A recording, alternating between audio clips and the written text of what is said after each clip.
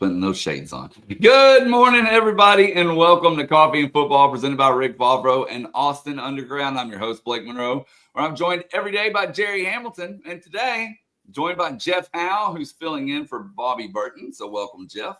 Sorry to disappoint everybody. Hey, Jeff, if you don't know the rules, when the Texas men, football team are ranked number one, I wore the shades, started the show with the shades. But for Vic Schaefer, since he's a friend of the show and Capitol Grill in Austin, I wear the shades every morning. They're ranked number one. So hopefully I can do this for like 6 straight weeks or something. I dig it, man. Vic and that program deserve it, man. You know, I was thinking, I know they only have one more home game left, but they'll have some NCAA tournament games at Moody Center. But yeah, first round, yep. Yeah.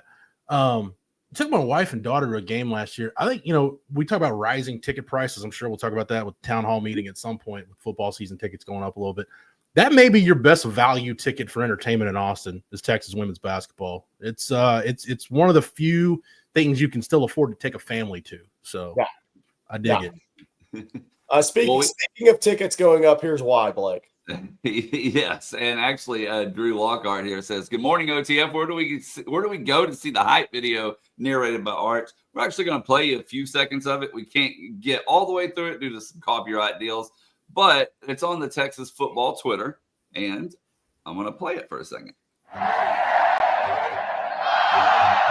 Playing for Texas was always the goal.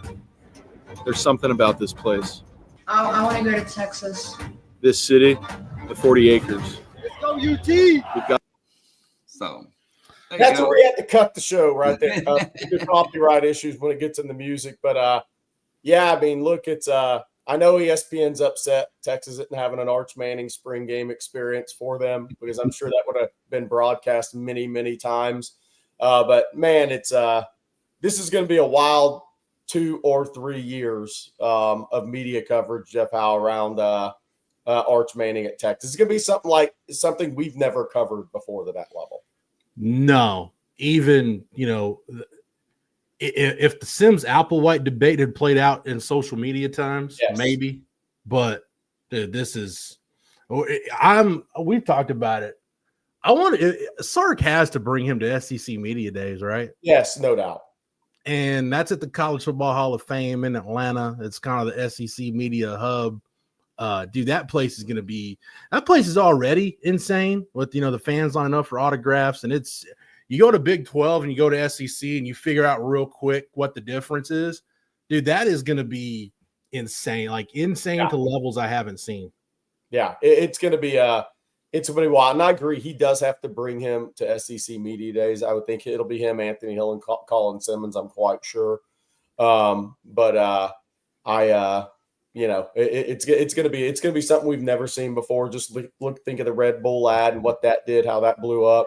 And then the fact that the build up to this Ohio State game, which hasn't even started yet, it's going to be crazy. What's up, Coach Top? Good morning to all you guys out there. Well, we got a lot to talk about this morning. And by the way, we have Lee Jackson coming up at 8:30. Now, Coach Lee Jackson at Tyler Legacy on Bo Trahan's staff. Brandon Nava, another former Longhorn player on that staff. So we got Lee Jackson coming up. We're going to get into his story. I got some real East Texas questions for Lee. I'm putting them on the spot, by the way. So Jeff probably knows I'm going to have fun with this one. But we got a lot to talk about here. Let's get a little recruiting, Mr. Monroe. Yes, actually. And we're going to put up this tweet here, Jerry and Jeff, from Luke Johnson. And he tweeted out, the Saints are expected to hire Bo Davis to be their defensive line coach, according to a league source, adding another coach from the college ranks.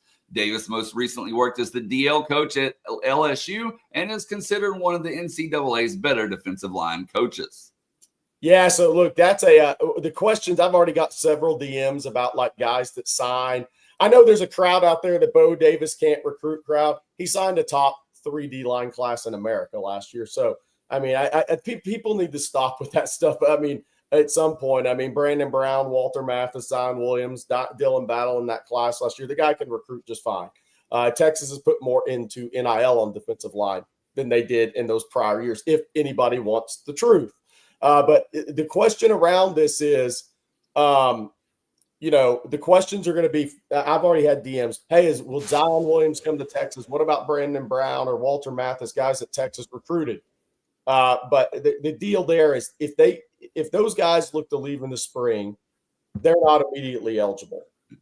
Now, if one or two of those guys just transferred out, period, went to another SEC school, they just have to use a redshirt year. Essentially what would happen.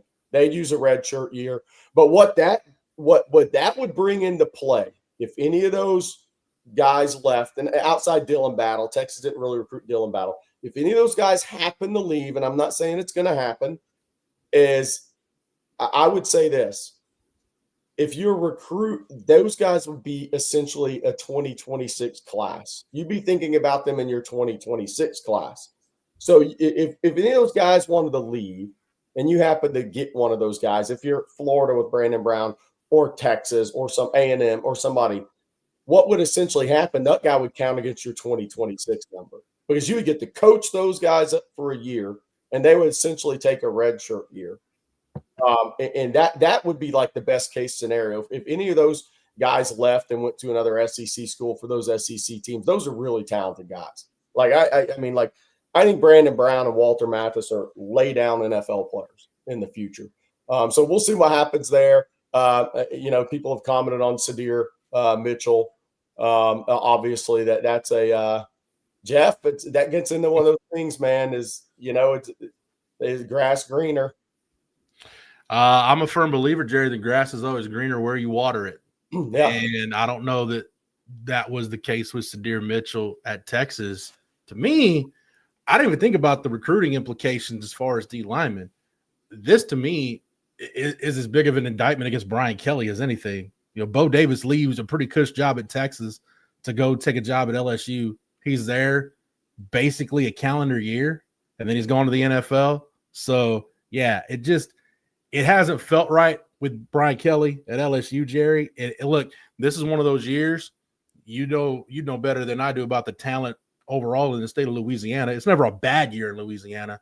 But, man, if you're Texas, even to an extent Arkansas, Auburn, Alabama, you're one of those schools that likes to go and recruit in Louisiana, this may be one of those years where you can go in and poach some guys. Not every kid in that state wants to go to LSU. Most of them do.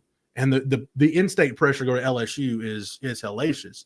But overall, if you're going to go into Louisiana, you want to go to Louisiana and poach some guys, man, this is the cycle to do it. Especially, Jerry, Texas, skill guys. I know Texas has been on some skill guys in Louisiana. So this could be especially a year when you lose Terry Joseph and Bo Davis, so your two best Louisiana connections on the staff are gone. Still, all things might be more equal than you thought with Bo Davis leaving and the instability of that Brian Kelly regime. We got a special guest coming here in just a second. But before we bring him in, Jerry, I'm going to let you tell everyone out there about Rick Vavro and Austin Underground. Yeah, Austin Underground, one of our great sponsors, and thank you very much to them. Since 2004, Austin Underground has specialized in difficult underground commercial installations. The team's engineering background gives Austin Underground the ability to perform work other firms often consider too risky. Rick Vavro and his team offer end-to-end client experience, including seamless communication, budgeting, staffing, and top-notch trade partners. And most importantly, they produce solid, quality work every single time. That's Austin Underground. Thank you very much for being a sponsor of On Texas Football. All right, now it's time for a little fun. Let's do this. That's right. I'm going to let you do the introduction while I bring him in. Yeah, Lee Jackson, man. I mean, look, this is one of my first years in the business covering Lee. And I'm going to put him on the spot about like Longview, the best players to come out of Longview in his mind ever, best high school stadiums he played in. But Lee, welcome to the show, man. Thank you very much for taking a few minutes. Man, I appreciate y'all for having me. Hey, Lee, so Dave Campbell's obviously put out the story on you. I think Carter Yates went and did a little feature on you. For the Texas fans that maybe didn't keep up with you since Texas, let's start there and get into what you were talking about, your life story, and what you're kind of doing to help the kids you coach and mentor.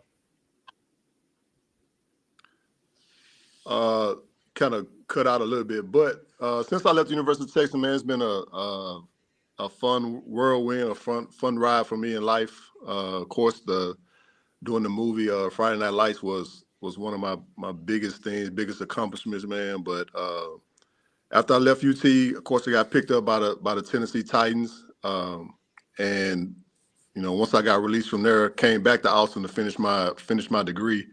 And as soon as I got back from Tennessee and I enrolled in school, the thing with Friday Night Lights came up, and that just then started a whirlwind of things happening in my life that I never could hope for or imagine. But through all that, I always knew that I wanted to teach at some capacity, and finally, after all the acting and modeling and all that stuff, man, I finally got a chance to really do what I want to do in life. And here I am in Tyler, Texas, mentoring kids, giving my football knowledge to DBs and other kids on the team. But just having fun, man, just trying to do what I can to give back to the community, to the kids, and help kids be successful. Lee, I want to go back to your high school days in Longview, and when you were getting recruited, you were in that transition class going from John Makovic to Mac Brown, that first class that Coach Brown signed. What was that recruiting process like towards the end, where you're trying to figure some things out, but you're at the same time you're trying to get to know this new Texas staff that just came in there in December and got that job? Well, actually, man, Texas wasn't even recruiting me. Like when Makovic was there, I heard nothing from the University of Texas. I'll tell you about. I saw Chris Butcher or Chris Smith, rest in peace. I saw him one time on Christmas break, and he was like, "Man, be patient, because I know they asked me about you." And I think Coach Brown's staff had just came in, but at the time before Coach Brown came in, I was pretty much locked into the University of Miami, because I had watched them growing up my whole life. So once I got the opportunity with them, man, I was locked in with Butch Davis and was ready to go. And then when Coach Brown came in, he just gave a different feel of what I went through in my recruiting process. Like when I went down there, it was just him and Miss Sally in my one-on-one meetings, and he was like, "Listen, I can't give you all the promises that the other coaches have given you, but he said one thing I can promise you is me and Miss Sally will be here for you for the rest of your life," because he had saw, my home life when he had came to my home visit. And sure enough, man, to this day, if I call, if I need something, him and Miss Sally has been there for me. And that was the sole reason why I decommitted from Miami and went to the University of Texas. Yeah, I remember that, Lee. And so kind of for people that don't know, if you want to get into that, talk about, kind of what you overcame to get to where you did today. Yes, sir. Just growing up, man, the person I loved the most was my mom, and my mom was on drugs my whole life. And from 6th grade to my 11th grade year in high school, she was in prison. And around about the time I started getting highly recruited, she came out of prison. And when she came out of prison, she got a chance to see the recruiting process and see how much, despite I had been through her, she saw how much that I had grown and overcame what we had been through. And that's pretty much what carried me, man. I knew I didn't want to take my family. When I started my family, I didn't want my family to go through that. So I started as a young man just watching and paying attention to what was going on. It hurt and it was painful. And the person that you love the most was out there on drugs. But as I got older, man, I understood, like, people have their vices when things are going wrong or things are hard in life. They turn to drugs or they turn to alcohol. And it took me 28 years or 29 years to understand that it wasn't that my mom didn't love me. It's just she had stuff going on in her life that she turned to drugs to try and cope with that. But on the flip end of that made me a strong young man. It made me, stay away from drugs, made me stay away from bad things and bad decisions that I saw her go through. So it worked out for me. And finally, like I said, my junior year, when all the recruiting started, man, it was a great time for my mom to see that no matter what she had took us through, that her son was coming out on top and he was being very successful. And what does it mean to you to be in a place where you can mentor and tell your story to young kids and kind of help them through maybe their struggles and kind of because look, if you help one kid, you feel like you've helped 100, right? Lee, what does that mean to you to be in that position now? When I started in 2018 at Waco High with Kwame Cavill, and Waco High, man, is one of the well, I ain't gonna say one of, but it's a school that has a lot of underprivileged kids. And when I started coaching there, and I started coaching the DBs, like from the beginning, I ran into kids that wasn't able to come to school, or I had to pick up. And when I would pick up, I would see what they were going through. But on top of seeing what they was going through, I felt their pain. And as soon as I started talking to them, and as soon as I opened up to them about my life, their eyes opened, and it gave them hope that, man, no matter how bad it is at home, I can make it because of what Coach Jackson been through and how he made it and what he did. And all I told the kids, man, it's like, I know it's hard, but you are your own person despite what your parents or whoever is taking care of you is taking you through. You got to be your own person. You got to fight hard. You got to make the right decisions, and not make the same wrong decisions they make, and you can be successful. And since 2018, man, every school I've been through, I've had at least 3 to 4 kids that are going through some tough situations, sometimes even tougher than what I've been through, and they've made it. And I still talk to them to this day. They still keep in contact with me, and they still say the same things like, Coach Jackson, man, if it wasn't for you talking to me and showing me that I can make it, I wouldn't have made it, man. So for me, that's so fulfilling, and that's better than any movie, any line up on Saturdays or Sundays playing NFL. That's more fulfillful than any of that stuff I've ever done in my life. I know Jeff's got a question for you, but you're getting some compliments on your shirt, by the way. I don't know if you can see the compliment. So you're getting if somebody, hey, they're already asking for a preacher man speech. We may get to that at the end or something, but I know Jeff's got a couple of questions. Yeah. Lee, Okay. We all know the impact that those of us that played high school football in Texas know the impact that coaches have in our lives. I mean, other than my dad, some of the most influential male figures in my life were my high school football coaches. Who was that coach for you at Longview? Maybe it was a middle school coach, a youth coach, one of your college coaches. Who was that college, that coach around you that really showed you what mentorship was all about? It was a couple. Starting off, it was Ronnie Daniels.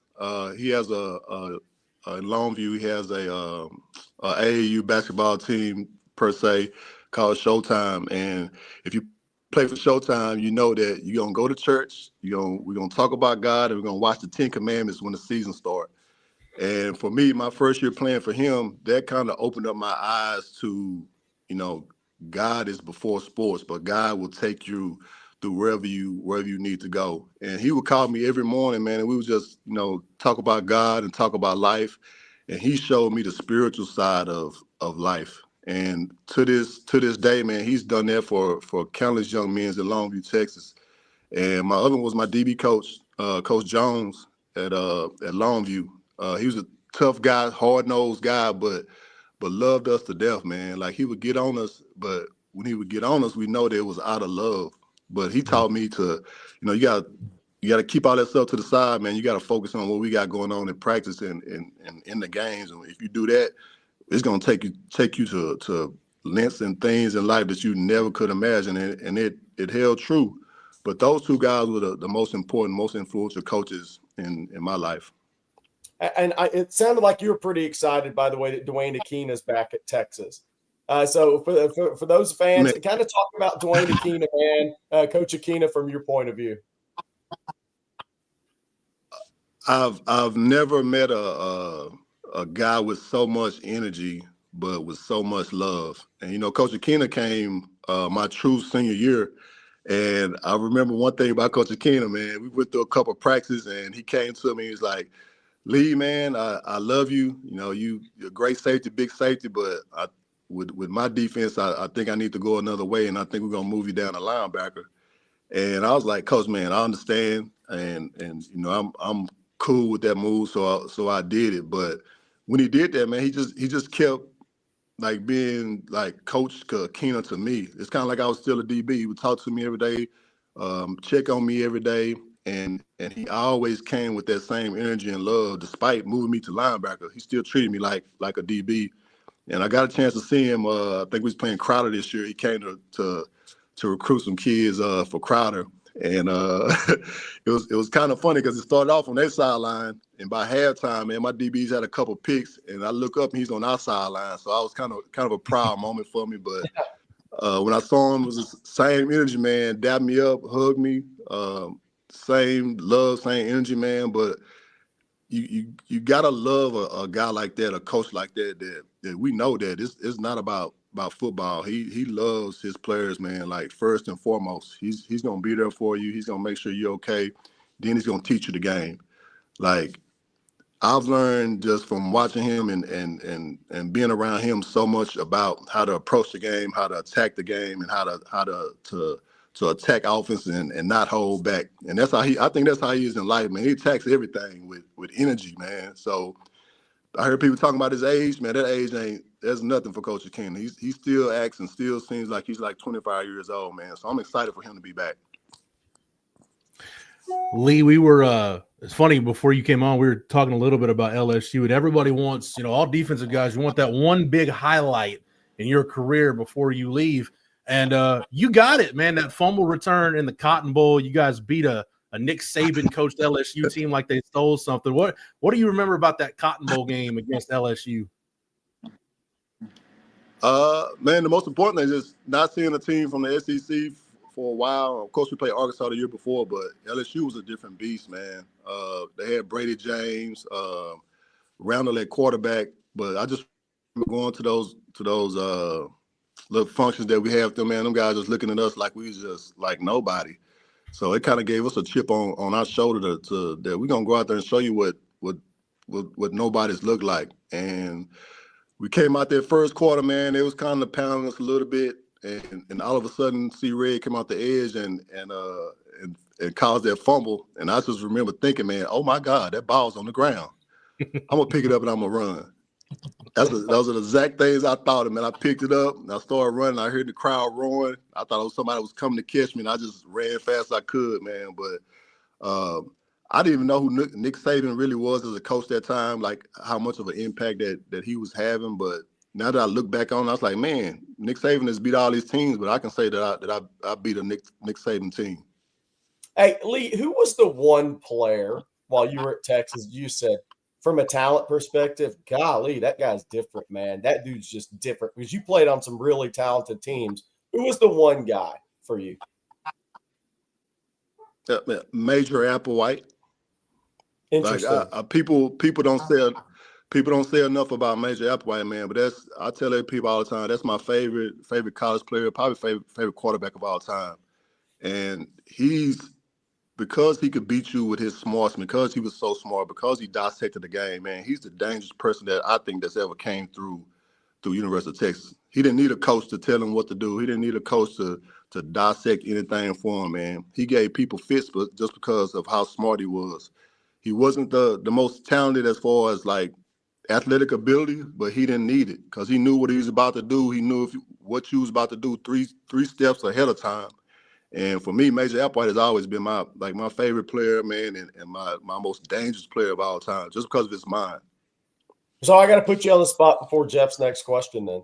Who's the best player that's ever come out of Longview? I was saving this one because look, a lot of people think Britt Williams, but somebody came a few years before you probably watched growing up that was an unbelievable athlete.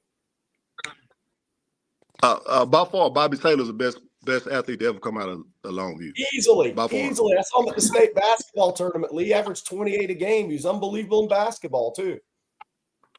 Basketball, track, football, whatever it was, man. He's by far the best athlete I've probably seen come out of athlete on the field. We had some good players that didn't make it that because of situations out the field that were pretty good. But as far as on the field, Bobby Taylor by far. Lee, Jerry and I are kind of biased. When we worked together many years ago, started working together, Jerry told me, hey, East Texas is a little different when you start going out there. They care a little bit more about their football in East Texas. And I fell in love with East Texas. So, Lee, you were in the Friday Night Lights movie, getting to know about Permian and the Little Southwest Conference. But how does that lore compare to a Friday night in East Texas? Because to me, I've been to Longview Lufkin. You've been to a Tyler Lee game back in the day. Whatever it is. to me, it just feels a little different Friday night in East Texas. It does. By the time, I think it's two different eras because I was around because my older brother played for the Marshall Mavericks over in Marshall, Texas in '88, and I went to their first game where they played Odessa Permian, and then I went to the playoff game where they played Odessa Permian, and I can honestly say that mojo back then was like some monsters, man, and just a giant of a team, and they came with it. By the time I did Friday Night Lights, I think it kind of had died down as far as talent, as far as the big kids. So I think my era, I think it kind of died off a little bit, and it wasn't as good as it was back in like '88. But I can say without a doubt, man, in '88, West Texas probably had some of the best football out there with Odessa leading the way. But East Texas by far can handle their own with anybody, especially now, especially when I was coming through. But before my time, I think West Texas was like the better part of Texas as far as football. Hey, so I got a question. So Lufkin, I've told this story before. This has nothing to do with you being on. When Lufkin plays at Longview, it's my favorite high school game of all time. It's something about the Lobo Den and the way the stadium's kind of in the bowl, right? And the trees at the north end zone. I believe it's the north end zone, the pine trees. But there's always this Longview fan that sits, I believe, on the visitor side and makes like the Wolves noise. You know what I'm talking about, right? How cool was that playing at Longview growing up? Man, that guy has a big megaphone, man, and all you hear is that the band and him barking. Like the whole game is just totally barking. Man, Longview it's a different city, man. Like we're a city that's a proud city, but when it comes to the Lobos and football, like it's kind of like the Friday Night Lights movie. The town shuts down and everybody comes and watch the Lobos. But it's not just watching football, man. It's about community. Like that community, like really relies on that team. If they winning, it feels good. Everybody's good. Community's getting along good. If we losing, community's bad. Most people not getting along. A lot of arguments. But that football team, people don't understand, man. It makes that town go, and that's why there's so much pride in being a Lobo. There's so much pride in playing for that team because that community, that city, is on that team's back, and they play like it. So here's I know Jeff's got another question, but here's another one I wanted to ask you. So Bo Trahan, head coach at Tyler Legacy, you're on the staff. Brandon Nava's on the staff. 3 former Texas players. Who took the Ohio State loss the worst of you 3 guys? Probably Brandon Nava. Is it Nava? It's Nava, isn't it? It's Nava by far, man. Nava's a energy guy, and he takes everything to heart, especially the Longhorns. So we came back to work, man, that Monday. I haven't heard so many cuss words and so many we should have won, boy. And he right now he's still mad.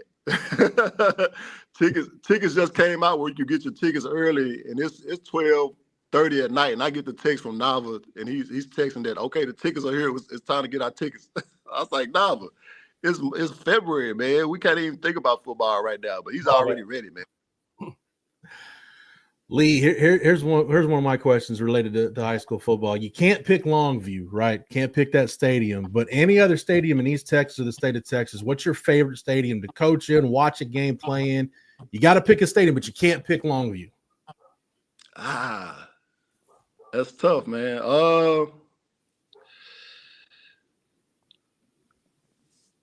If I have to go back, man, I would have to say Lufkin. Like I was wondering if you would go there. Yeah, that's a good one. It was the most hostile stadium I played in. That stadium reminds me of K-State. K-State don't sit a lot of people, but it was probably by far the loudest stadium in college that I played in. But man, those fans, when Longview comes, they pack out that stadium, and it's hostile. And the energy, you feed off of the energy, but at the same time, it's pretty much Lufkin's energy. But that stadium is a hard stadium to play in because I think just like Longview, they come out and support them Panthers like none other, man. But that was definitely a loud, a tough stadium to play in. Yeah. No, hey, so here's my question. When you were getting ready to do Friday Night Lights, Did you talk to Roy Williams about Odessa, growing up in Odessa? I mean, how far did your reconnaissance work go before the role started? No, I didn't get a chance to talk to Roy until we relocated to Odessa. He came down to the set and he came into my trailer, man. And I was like, man, this is crazy, because as soon as we got there, like all the people came. We didn't need extras for the stands part of it. They didn't have to dub anything. The city was in the stadium all 12 hours, and I was like, man, it's always been this crazy down here. He's like, yeah, it's been crazier. And just talk to him in the trailer about Odessa, man. He was like, he said, be careful out here, man. It's like, you don't want to say the wrong thing about Odessa, or you don't want to make a comment about another team that they don't like. He said, they'll go crazy. And he was right, man. Like, those fans were in the stadium, and I think they was trying to see and catch anything, if anything was in the book, how it was going to be in the movie. But great city, man. Great atmosphere. But Roy he came in my trailer, man. He told me, like, be careful what you say, man. Don't say it too loud if it's not about good things about Odessa.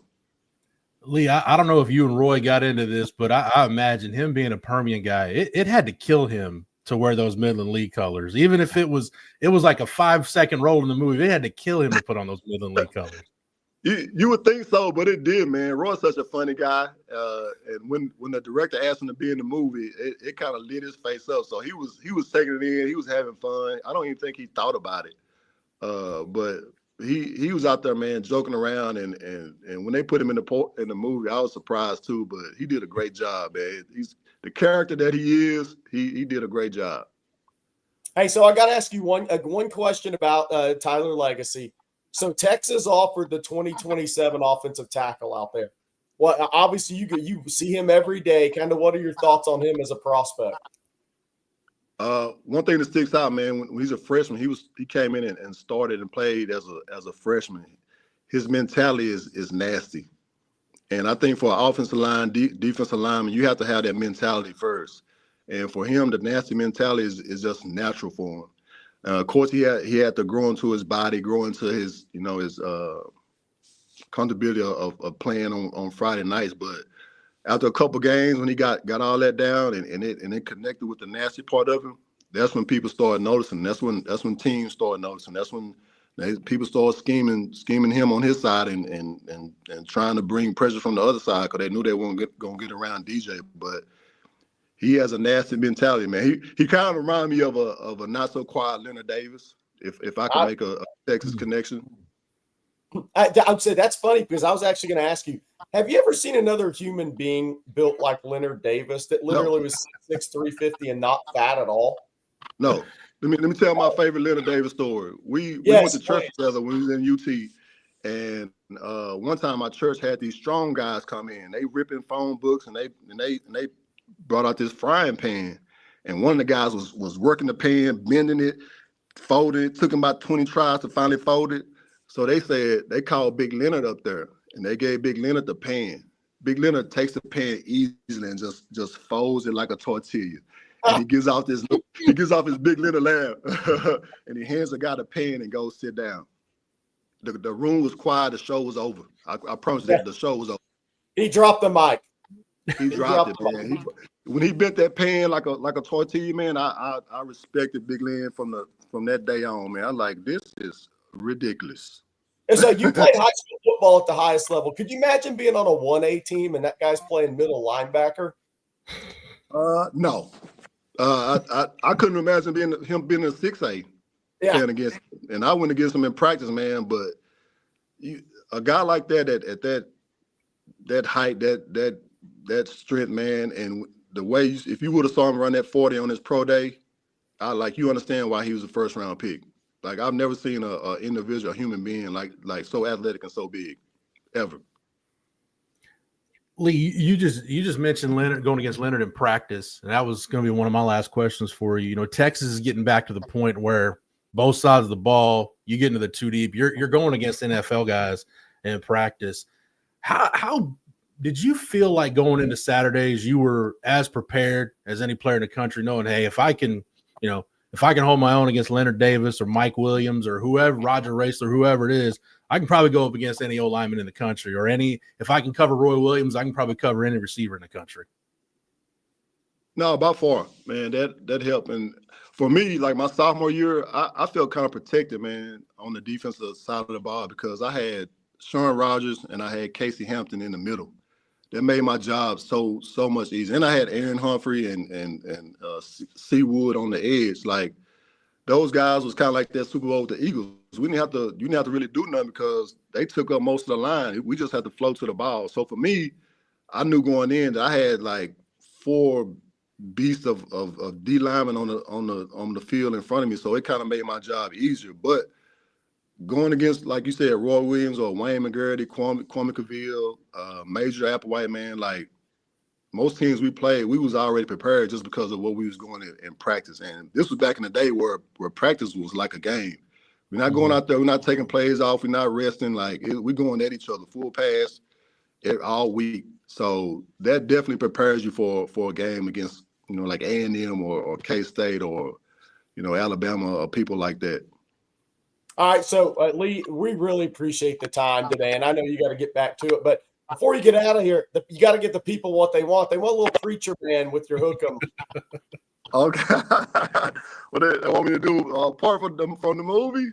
Yeah, they want something, man. They want a little preacher man from you. What do you got?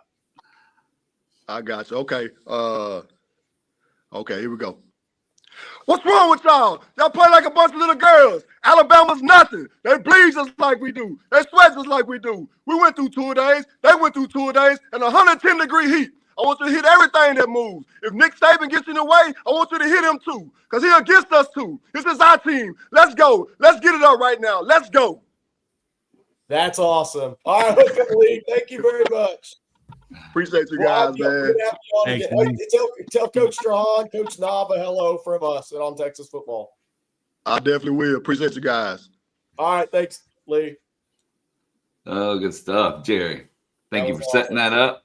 That's got to be one of the best moments in coffee and football history. Yes. It's in the Coffee and Football Hall of Fame. Yeah, definitely. It's right up there with the Paul Feinbaum's first hook 'em. Yeah, that was another magical moment. Lots of good stuff right here on Coffee and Football Chat's loving it too. So yes, thank you, Jerry. And if you would be so kind, Jerry, to let everyone out there know about Gooder, I would really appreciate it. You dang right I can. Why Gooder? Stylish sunnies starting only $25 a pair. 1 year free warranty. Yeah, my voice is still broken. Sorry, guys. You don't need the warranty. I got to say it. 30-day free returns. You don't need that either. Why? Again, Gooder. Here's why I love Gooder.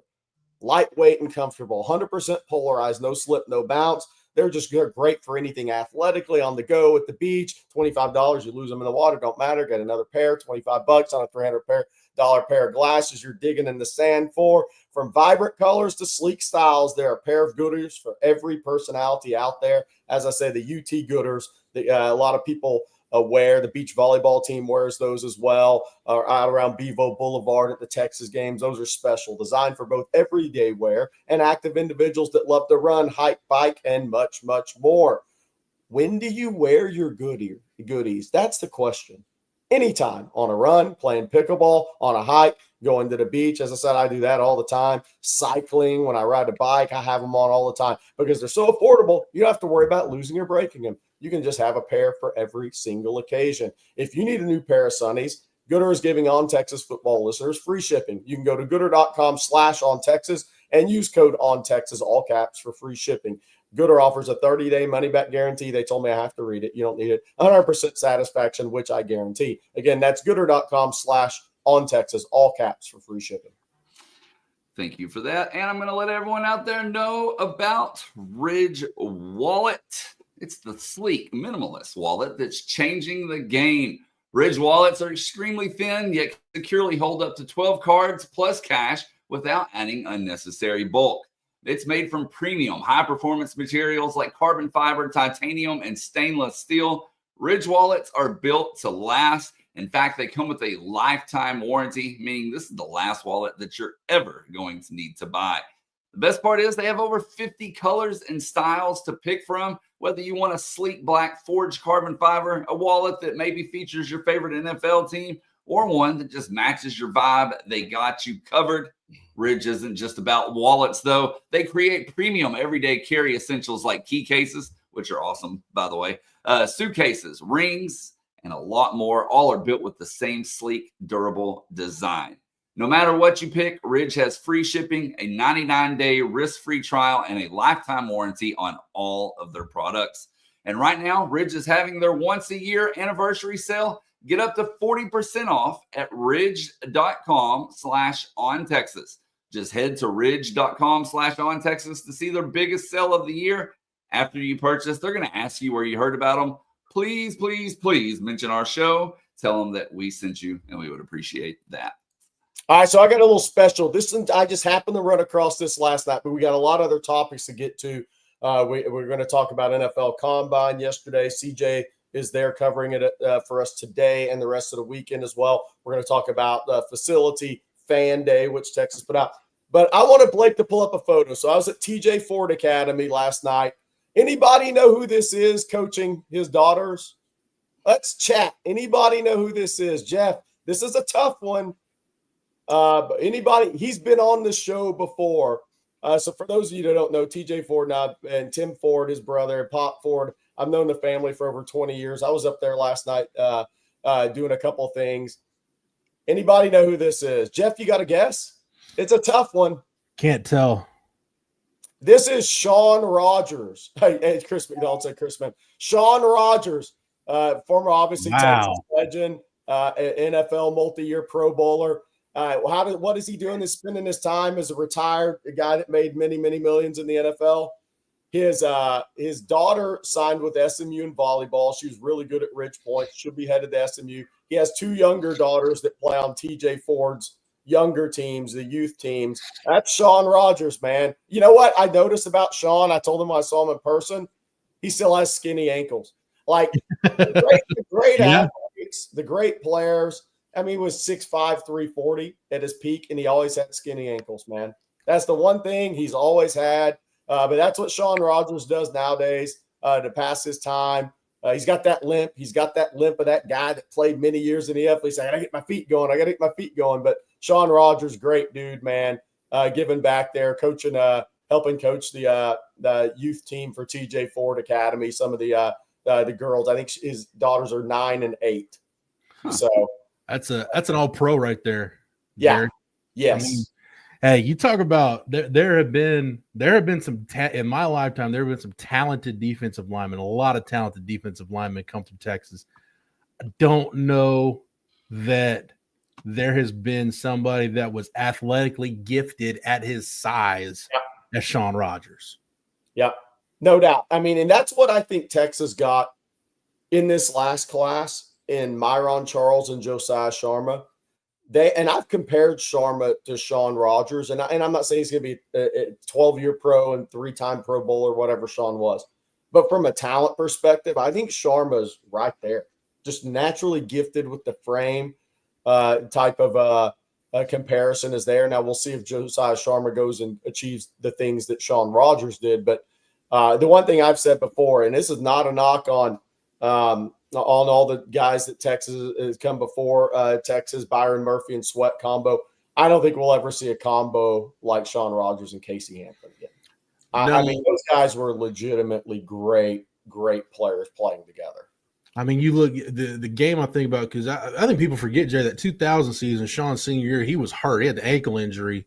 He got the illegal chop block. Yeah, for a decent chunk of the year. But when I think of Shaun and Casey together, the game I think about that 99 game against Nebraska. I mean, when you were going against Raiola and those offensive linemen that Nebraska had at the time, and that was when I realized, all right, we saw the Nebraska win earlier, and there were some big wins under Mac to that point.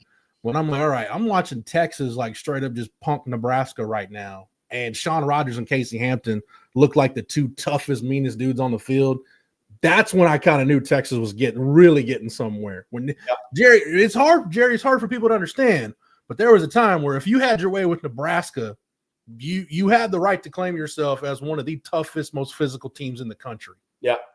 No doubt about it. And Frank, we may see it again. If Texas has a combo like that, again with the around the talent that Sark's recruiting, it's going to be an unbelievable team. I mean, Casey Hampton had 101 tackles in a college season as a nose guard. That's one of the most impressive things I've ever seen. We had Casey on here. I talked to Shaun. He's going to come back on the show. We might try to get him and Casey on at the same time. I think that'd be hilarious, by the way. So we'll see there. But Blake, I know we got a lot of other good stuff to get to here. We do. And first, I'm going to start with this super chat from Jack. He says, great interview with Lee, great Longhorn, but an even better man. So no doubt. That was great stuff. Thank you, Jack, for the super chat. And Juan Garza, Jerry answered this earlier. I put it up, but I just wanted to thank you for putting in your super chat as well. And yesterday, guys, actually, I want to go to the town hall here because we have a super chat regarding that. Clint Barrows, thank you, says, was not able to listen to the town hall. I saw the MLK bridge will be under construction. What is the plan for people who park across MLK Boulevard for games? Do either one of you have an answer for that? It's going to be a cluster. The problem they're already having right now, Clint, with baseball is there's graduate student housing that's kind of on the opposite side of the softball complex. So I know for baseball games, I didn't realize it was this much. CDC said they lost 1,000 spots in that garage on baseball game days.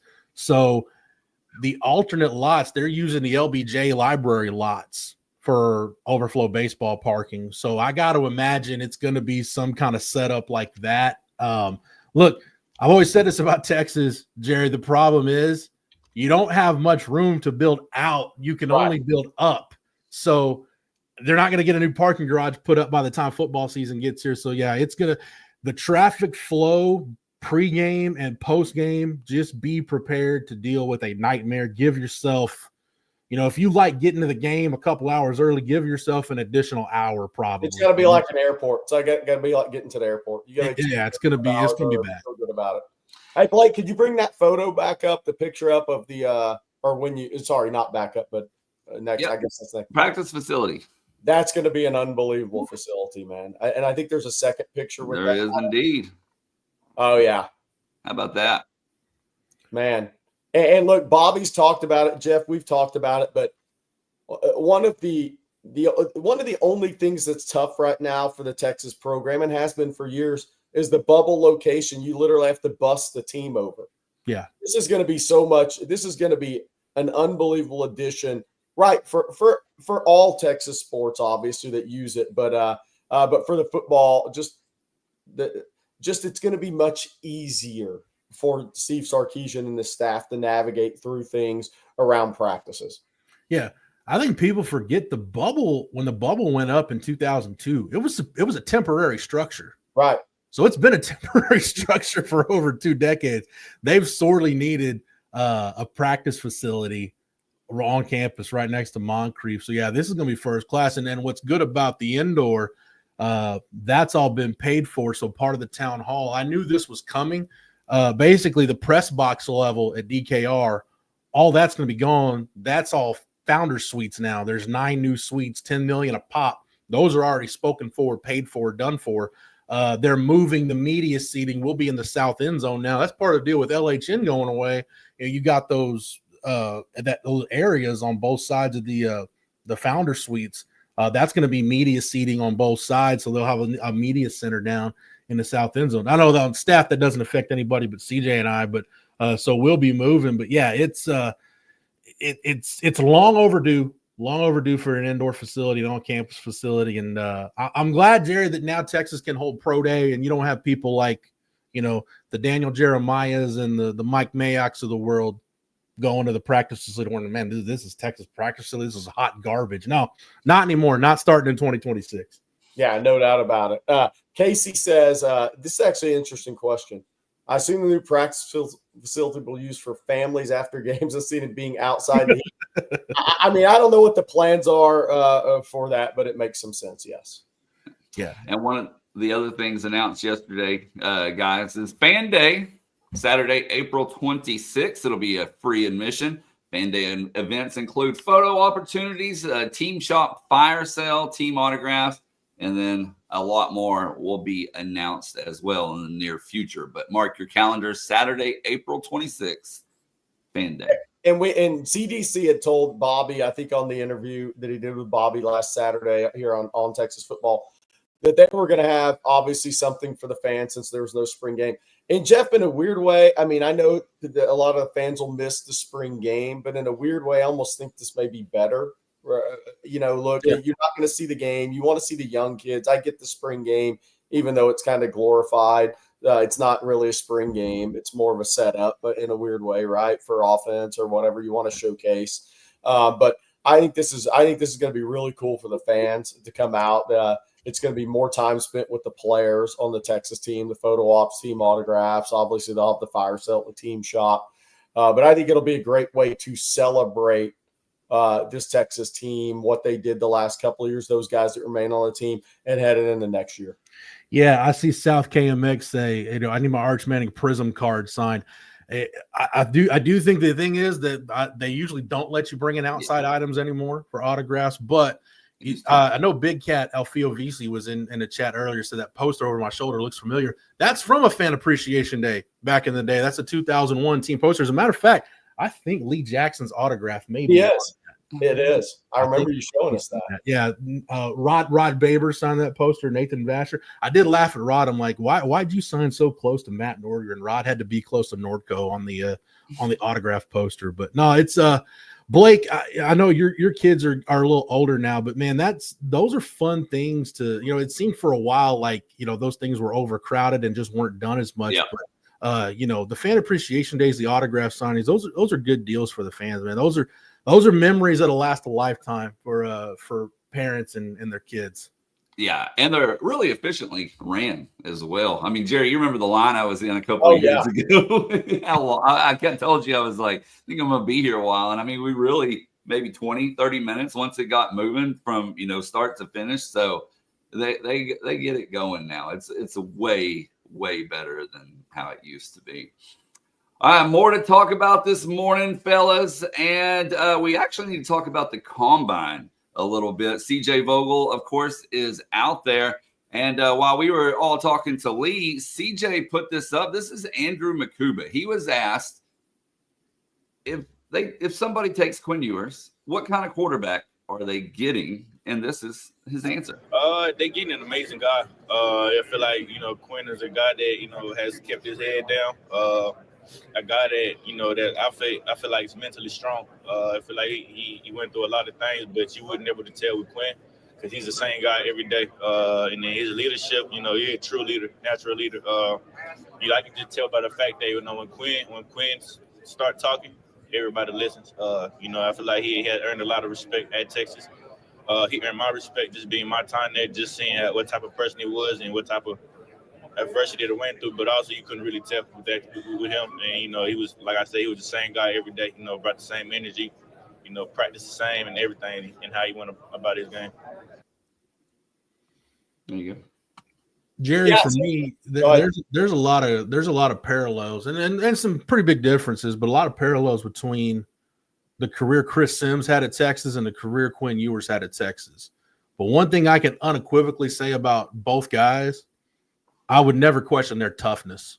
Quinn playing through the injuries. I mean, Rod reminded me of the story the other day. Sims, they're playing the game in Nebraska in 2002. And I mean, his index finger was mangled, and he just runs to the sideline. Hey, just pop it back in.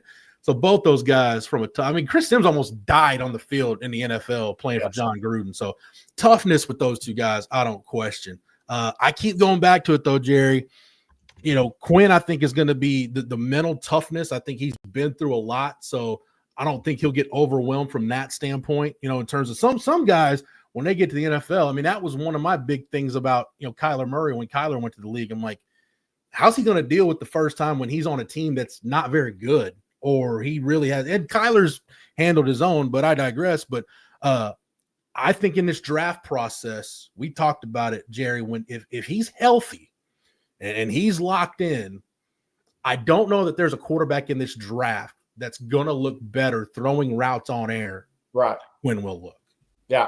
No, I think that is he looked amazing at the pro day last year.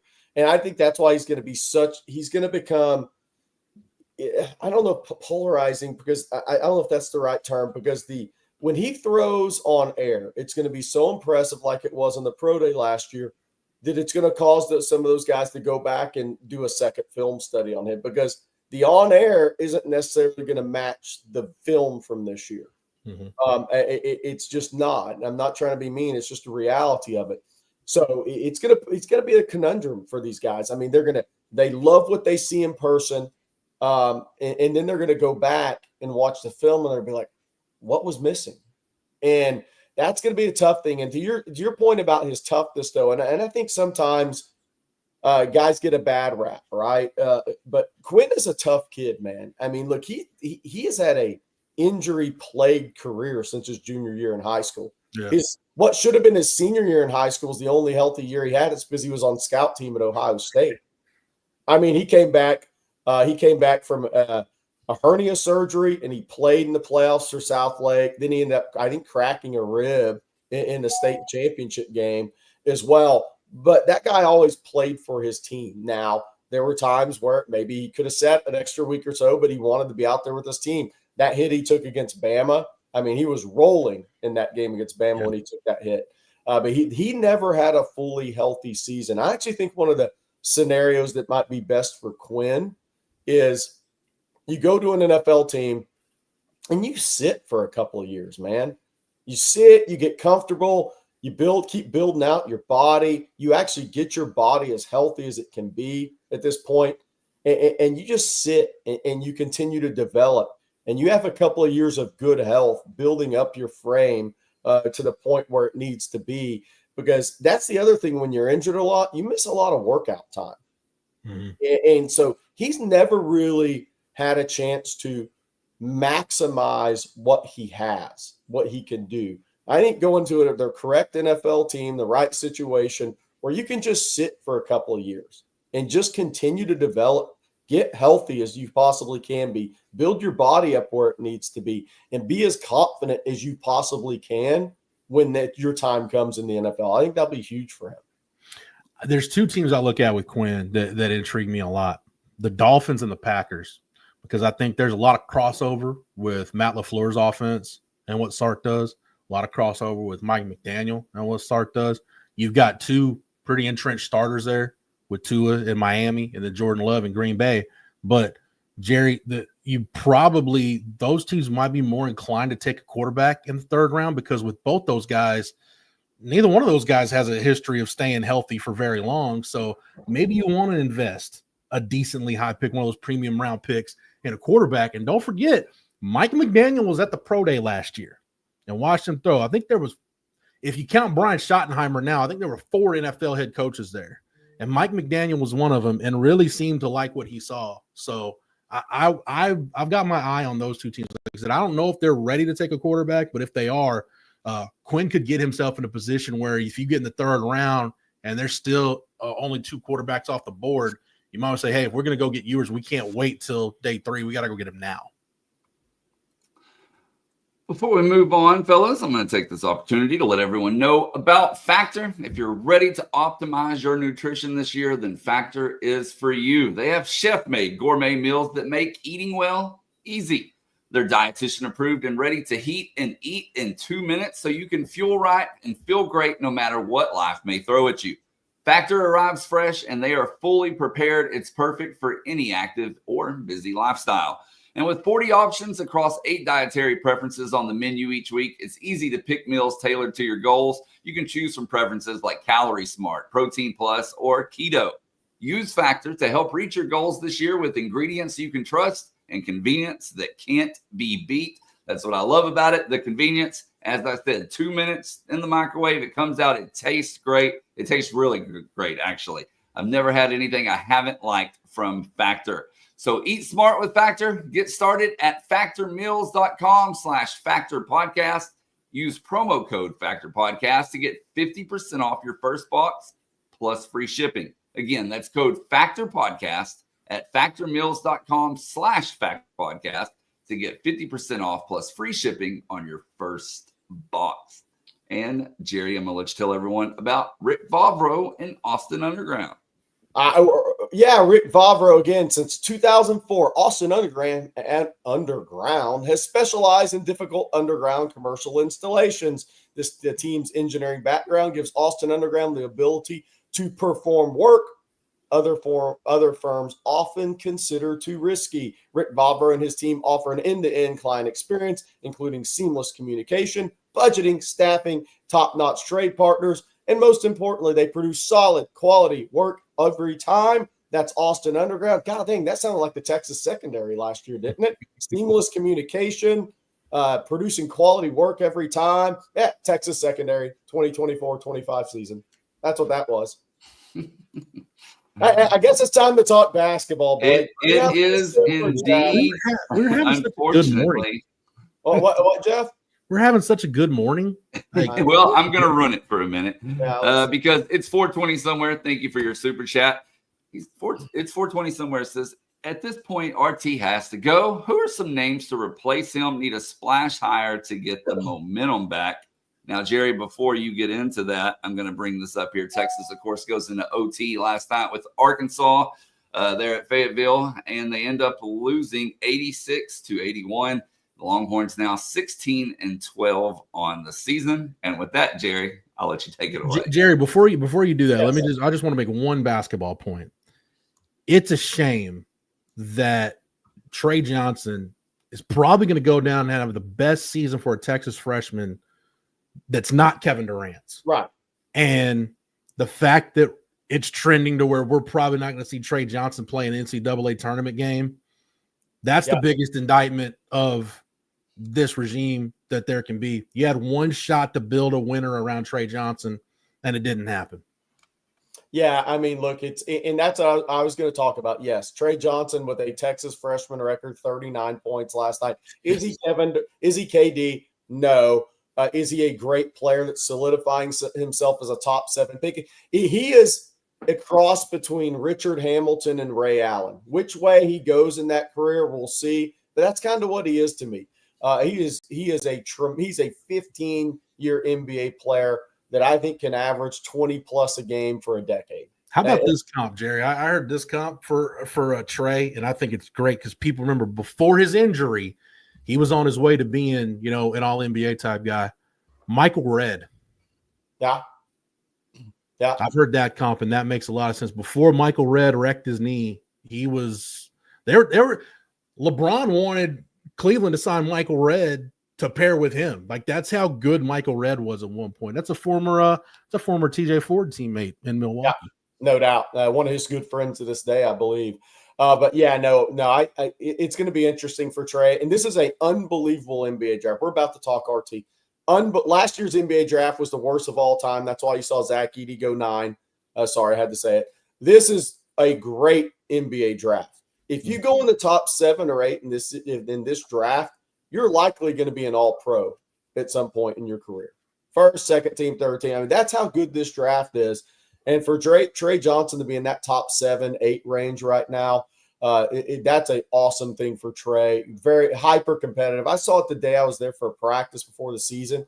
He was literally going at the older guys. And TJ Ford had that quality. KD, even though he played on the youngest team in college basketball, he had that quality, even though that didn't come out in college, because that was the youngest team in the country the year KD was there at Texas. Just go back and look at it. I think only A.J. Abrams was a player that played minutes off the team the year prior. Connor Atcher's a redshirt, youngest team. But Trey has that competitive edge about him that's going to carry him to a 15-year career along with his talents. Now, the rest of this, Texas has to win out 3 games in a row to make the tournament, to be guaranteed to make the tournament, because I don't see an SEC tournament run. And what that means for RT, I mean, look, I think it's doesn't look good. In names, there's there'll be a time to get into some of that, I think. But it's just not looking good at all, and they have to win out to make the NCAA tournament, to get to 8 wins in SEC play. Otherwise, you got to go win 2 or 3 games in the SEC tournament. And I just don't see Texas doing that, honestly. But you have to go on a 3-game win streak in the SEC. And I don't think Texas has done that this year either. Well, I think you look at it too, Jerry. I mean, even if they get I can see them winning the home games against Georgia and OU. But then you got to go win at Mississippi State. Yeah, are you gonna go to the hump and beat Chris Jans at Mississippi State? By the way, coaches that I like Chris Jans. Love what he did at New Mexico State, and it's just one of those years in the SEC where, man, if you end up winning 20 games, you did a hell of a job this year.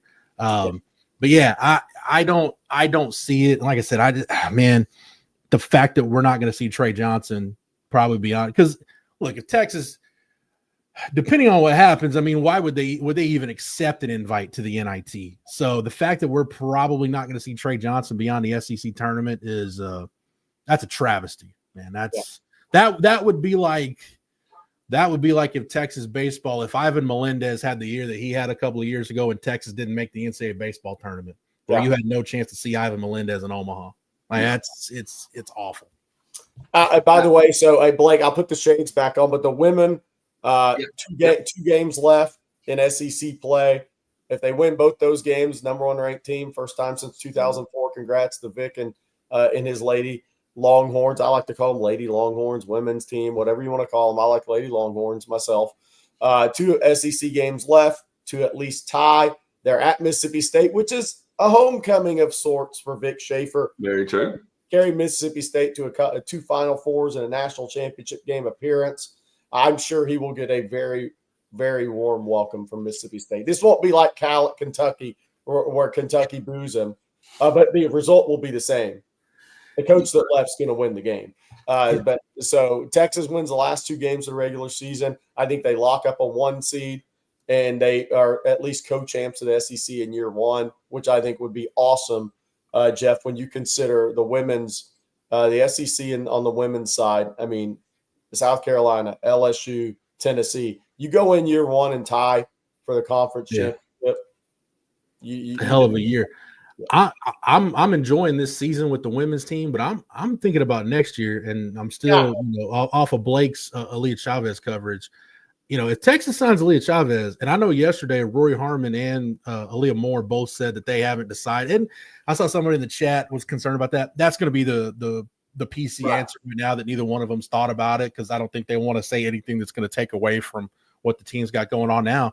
But you're losing Shea Holly and Taylor Jones. If Roy Harmon and Aaliyah Moore come back with another year with Madison Booker and you get Aaliyah Chavez, they're I think they are your preseason front runner for a national championship next year. So you're looking at potentially back-to-back years here, first 2 years in the SEC, 2 really, really special years for women's basketball at Texas. Hey, and Blake, that leads into, you had a piece on TexasFootball.com this morning on Aaliyah Chavez. So if anybody's on the chat that missed it yesterday, kind of where we at with Aaliyah Chavez, decision date coming up.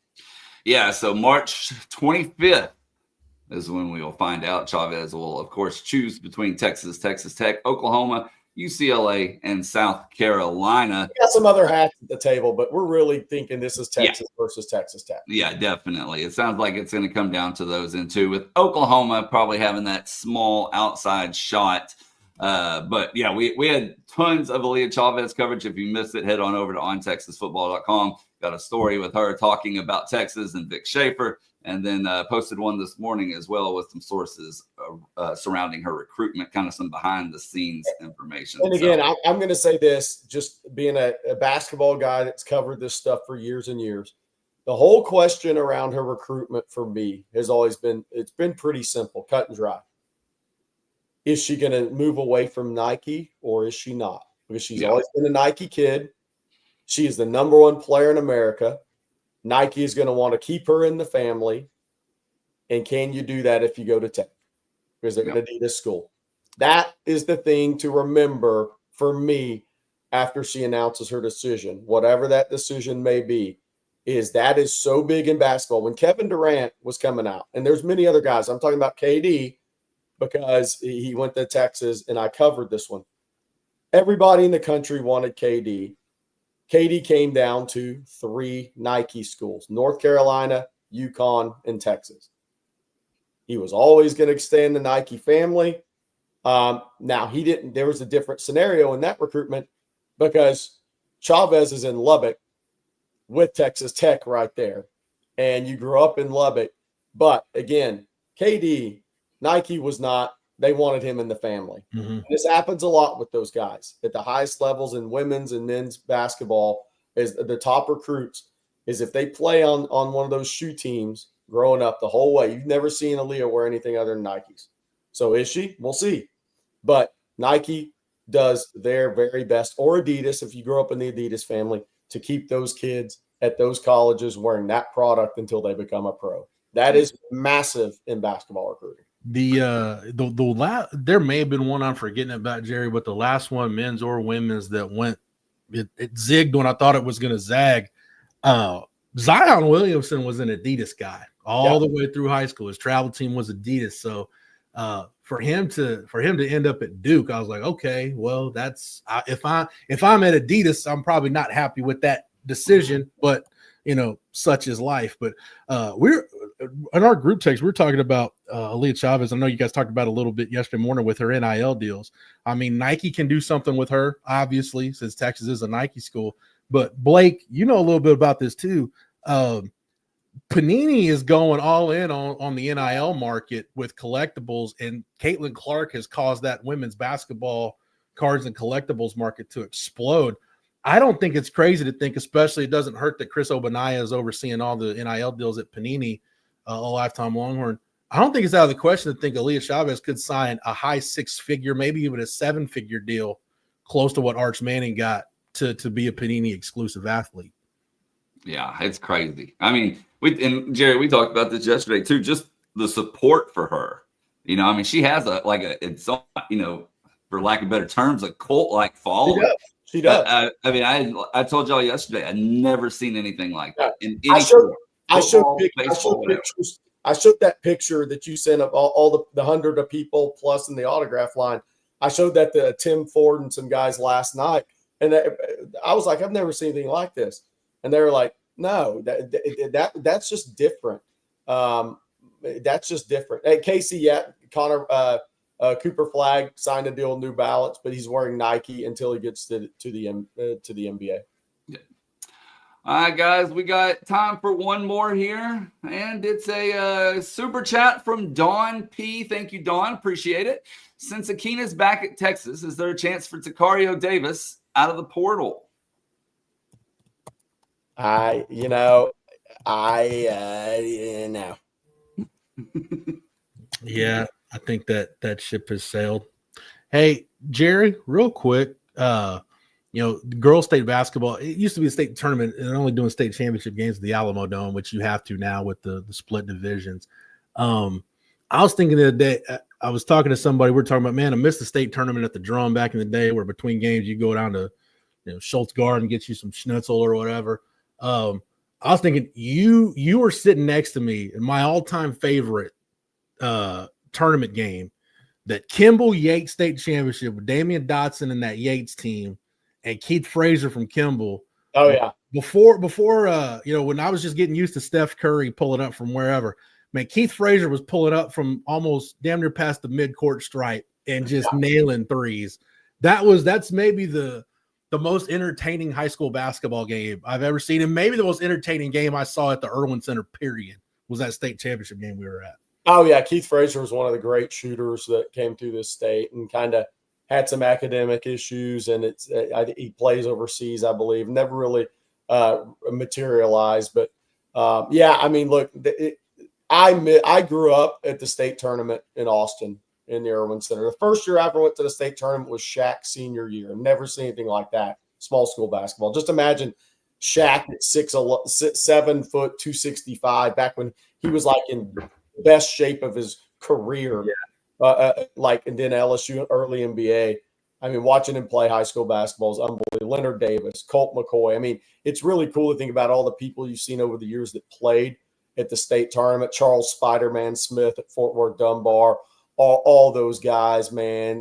Blake will love this one. Jerry and I were sitting there watching a game, and that was the first time we saw Shaun Robinson.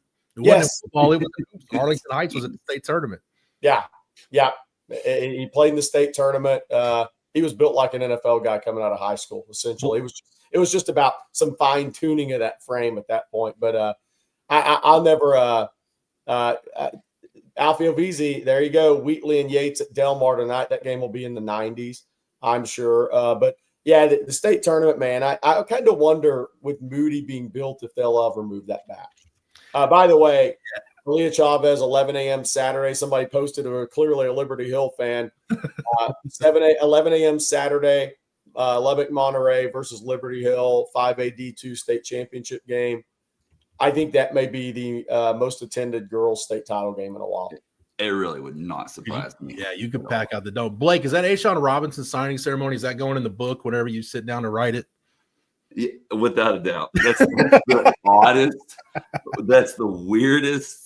I don't even know the word to describe that signing ceremony besides just odd.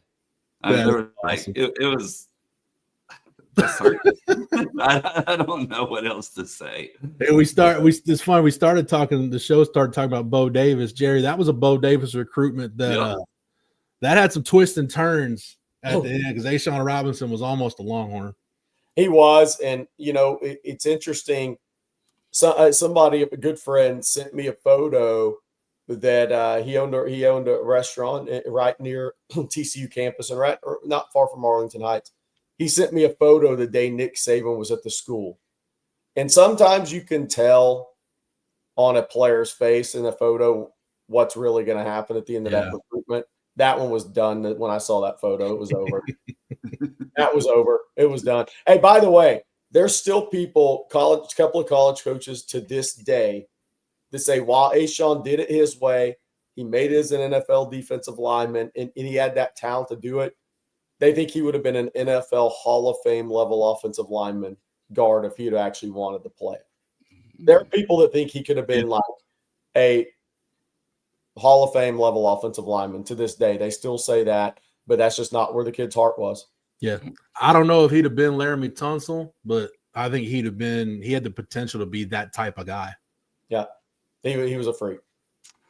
All right, guys. Well, that's going to do it for today's episode of Coffee and Football presented by Rick Vavro and Austin Underground. Want to thank Rick, along with Ridge Wallet, Gooder, and Factor, all for sponsoring today's show. Of course, thank you all for tuning in. The great questions, the super chats. Be sure to hit that like and subscribe button if you haven't already. Ring the bell so you're notified anytime we go live, post content, whatever it may be. But just remember, we can't be on here all the time. So be sure to head on over to ontexasfootball.com. Jump in on the forum over there. Get in on the discussion. Great community going on at the moment. Use promo code OTFOG. You'll get a full year for $49.95. Again, that's promo code OTFOG at ontexasfootball.com for an annual subscription for just $49.95. What you got, Jerry? Oh, we forgot. We didn't even talk. Bobby is currently 38,000 feet in the air right now, and Jenny is telling him what he's going to do the next 4 days. So that means Bobby's kind of on vacation. That's right. He'll be in and out of live streams for the next 4 days. Definitely. All right, guys. But we'll be back same time, same place tomorrow. So for Jerry Hamilton and Jeff Howe, I'm Blake Monroe, and we'll see you then.